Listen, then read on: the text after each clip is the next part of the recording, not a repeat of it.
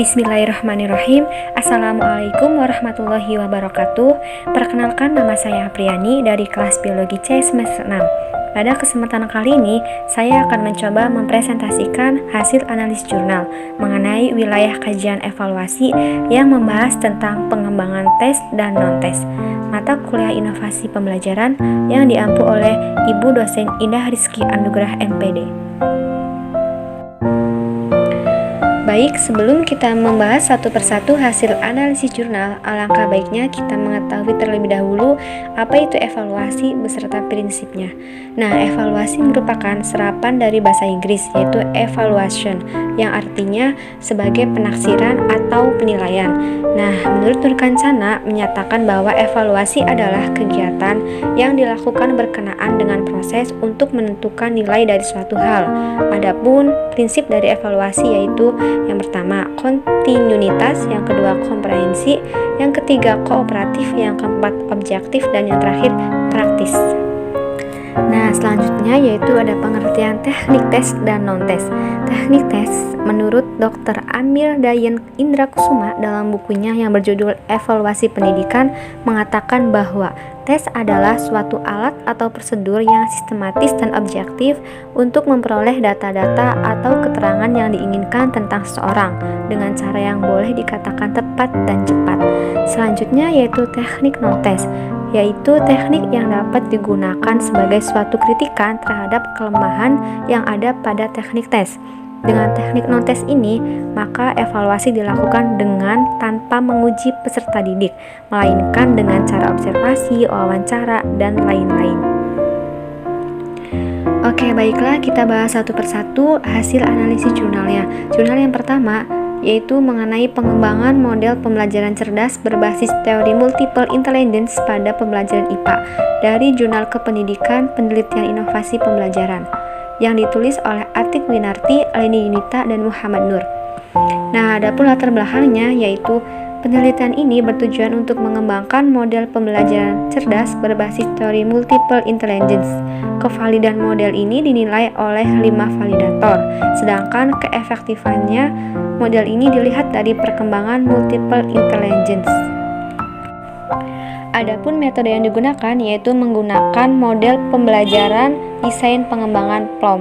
Nah, data yang diambil dengan teknik tes, angket, dan observasi. Selanjutnya yaitu temuan model pembelajaran cerdas yang dikembangkan dengan mengacu pada teori multiple intelligence itu valid baik secara isi maupun konstruk. Nah, sintak model cerdas ini dikembangkan terdiri atas cerminan diri, ekspos konsep, rumuskan keingintahuan, dalami konsep, akui bakat, dan simpul keingatan. Nah, selanjutnya kita bahas jurnal yang kedua yaitu mengenai kemampuan berpikir tingkat tinggi siswa SMP di Kabupaten Jember dalam menyelesaikan soal berstandar PISA dari Jurnal Penelitian dan Evaluasi Pendidikan yang ditulis oleh D. Kurniati, R. Hadi Mukti, dan N. A. Jamil. Adapun latar belakangnya yaitu untuk mendeskripsikan kemampuan berpikir tingkat tinggi high order thinking skill siswa dalam menyelesaikan soal PISA berdasarkan indikator yang telah disusun. Adapun kemampuan berpikir tingkat tinggi dalam penelitian ini meliputi logika atau penalaran, analisis, evaluasi, serta kreasi. Metode yang digunakan dalam penelitian ini merupakan metode deskriptif dengan pendekatan kualitatif. Metode pengumpulan datanya meliputi metode dokumentasi, tes, dan wawancara. Nah, temuannya yaitu siswa berlevel hot sedang, konten atau isi jawabannya terdapat langkah pengerjaan yang lengkap, sistematis, dan teoretis untuk menjawab jawaban beberapa soal. Selanjutnya, siswa tersebut memberikan alasan pengerjaan dengan logis dan tulisan jawaban jelas serta efektif. Sedangkan siswa berlevel hot rendah, konten atau isi jawabannya ini tidak terdapat langkah pengerjaan yang lengkap, sistematis, dan teoretis untuk jawaban semua soal. Baiklah, selanjutnya kita bahas jurnal ketiga yaitu mengenai pengembangan tes kemampuan berpikir tingkat tinggi fisika atau PISTOS pada peserta didik SMA. Jurnal ini dari Jurnal Penelitian dan Evaluasi Pendidikan yang ditulis oleh Edi Stiono, Demardapi, dan Suparno. Ada pula latar belakangnya yaitu untuk mengembangkan instrumen kemampuan berpikir tingkat tinggi fisika pada peserta didik SMA dan mendapatkan karakteristik PITOS itu sendiri. Adapun metode penelitian ini termasuk jenis penelitian pengembangan dengan pendekatan kuantitatif. Nah, penelitian pengembangan instrumen ini menggunakan model modifikasi, yaitu model Wilson, model Oriondo, dan Antonio. Adapun langkah-langkah pengembangan instrumen berupa tes ini menggunakan modifikasi ketiga model, yakni perencanaan tes, uji coba tes, dan perakitan tes. Selanjutnya yaitu temuan.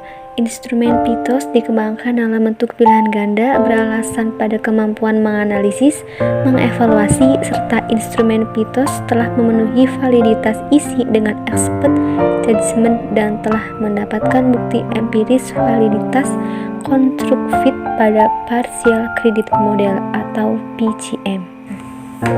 Nah, jurnal yang keempat ini membahas tentang pengujian dan validasi silang dari struktur faktor keterlibatan versus ketidakpuasan dengan instrumen pembelajaran di antara siswa sekolah menengah dari Jurnal Penilaian Psikoedukasi yang ditulis oleh Gisonsi, Imekus, dan Wikaele. Nah, latar belakangnya yaitu keterlibatan siswa dianggap sebagai penentu utama hasil akademik dan perilaku siswa.